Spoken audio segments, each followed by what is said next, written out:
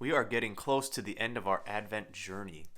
Today is December 16th, and tomorrow on December 17th, the church takes a marked shift into the way that we are looking toward the coming of the Lord. We more readily focus now, starting tomorrow, on Jesus' incarnation when he comes at Christmas.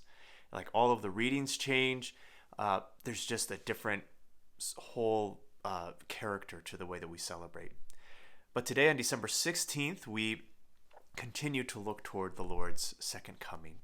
And Jesus today is speaking about John the Baptist. He's speaking to the Jews particularly about John the Baptist. He says how John was a shining light in the wilderness, and that many people were content to dwell in his light. But he has a greater testimony than John. That the testimony that Jesus does by his deeds, by the works that and the signs and wonders he's doing, shows that he comes from a greater, more authoritative source.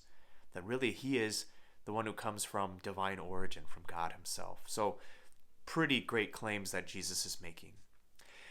And so for us, that means that we have to allow, as we are preparing for this during our Advent journey, we have to allow ourselves to receive not just the light of John the Baptist, but the greater light, which is in Jesus.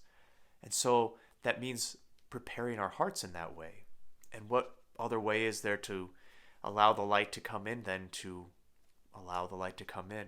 To kind of open the shades, open the blinds, open the shutters so that Jesus' light can come in. Sometimes it feels like when we're told over and over that we need to prepare ourselves, that there must be something that we're always physically doing, that we're always making sure to keep to a hard regiment of prayer, or that we're supposed to be making sure that we're at church 5 times a week. And those things are not bad things. Those are actually really good things. But say if we can't do that, our goal is to always open ourselves to the love of God. And either way, that takes a real commitment for us to do. Because if we go out into the world, we're not going to find that openness to God in our workplaces or in many of the people that we hang around. But we will if we just ask the Lord to let his light shine in our hearts. And so as we really turn toward the incarnation of the Lord Jesus at Christmas, we ask him to really open our hearts, to help us to open our hearts to his light and to bask in that light so that we might know what it feels like to live in the love of the Son.